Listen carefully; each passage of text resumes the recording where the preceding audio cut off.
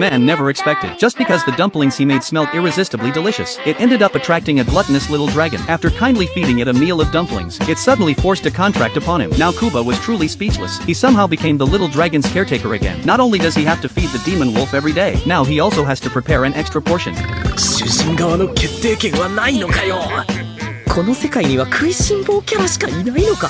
That day, on the way to the new town with Kuba and his group, they encountered a swarm of venomous spiders. Though they looked terrifying, the demon wolf wiped them out instantly with a bolt of lightning. But the demon wolf wasn't pleased, because these spiders had tough shells, and didn't taste very good, which meant they couldn't be turned into gourmet food. Having just gone through a battle, the demon wolf's stomach started to growl. Kuba packed all the venomous spiders into the item box, and got ready to cook. Looking at the bowl of minced meat in front of him, Kuba decided to make dumplings. First, he finely chopped the vegetables, then added various seasonings to the meat. Since raw meat couldn't be tasted, he had to be extra careful with the seasoning. Next, he kneaded the mixture repeatedly, until it became sticky, then added chives and drained cabbage. After mixing thoroughly, it was ready to be wrapped into dumplings. Seeing Kuba working so hard, little E wanted to help out too. 皮の真ん中にあんを乗せて皮をつまみながらくっつけていく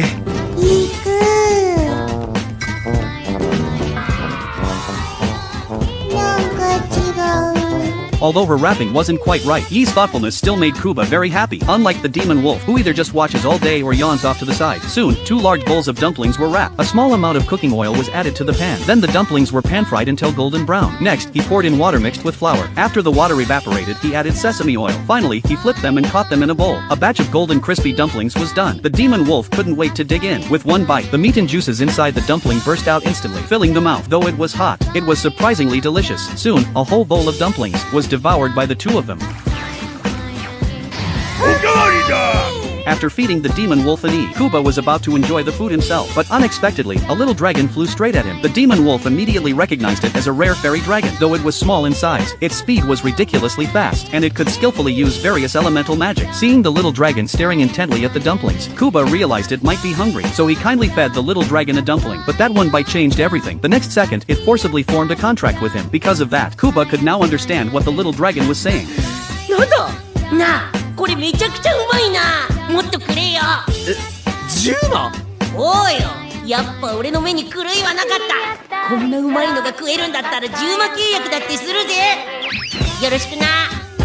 またTurns out this meal made the little dragon realize that following Kuba meant access to more delicious food, so it was willing to form a contract with a human for the sake of food. It was exactly the same idea the demon wolf had back then, but for long-lived species like them, spending decades with a human wasn't a big deal. In fact, it made life more fun. Kuba was speechless again. Turns out, as the master, he had no say at all, though he now had to raise another pet, which gave Kuba quite a headache, but fortunately, they got along very well together. Soon, they arrived at a new town. Thinking about registering Little Wyvern's identity, Kuba went to the Adventurers Guild first, but just after finishing the paperwork, the guild master unexpectedly came over. In fact, it was the first time the guild master had seen a magical creature like Little Wyvern. Seeing how powerful Kuba was, he wanted to ask him for a favor. That was to investigate the nearby forest. Recently, the monsters there had become restless. Originally, he planned to recruit a team to investigate, but since Kuba showed up with the magic wolf, he decided to entrust the mission to Kuba. Kuba didn't really want to take on this troublesome task, but when he heard the forest was to the north, he suddenly realized something. He immediately pulled out a venomous spider from his item box. The guild master was stunned by the sight. He hadn't expected that before the mission was even assigned. Kuba had already resolved the issue. After praising Kuba, the guild master mentioned that the venomous spider's silk and shell were quite valuable. In addition, blanching the meat in salt water made it delicious too.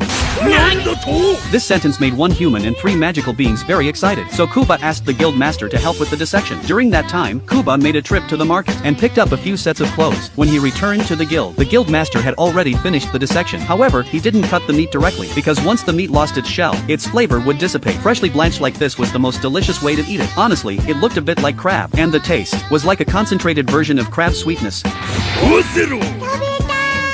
俺もよーし今日はカニパだ カニパ And so, Kuba prepared a lavish crab feast. There was not only crab fried rice, but also crab salad, as well as crab spring rolls and crab egg custard. Kuba said this was his way of welcoming the new member. Everyone eagerly began to dig in. The rich sweetness combined with the tender eggs made for a perfect match, and the salad tasted refreshing. EE said it really liked it. Although the freshly fried spring rolls were a bit hot, Little Wyvern still enjoyed them thoroughly, and since it was a crab feast, of course, fragrant grilled crab legs were a must.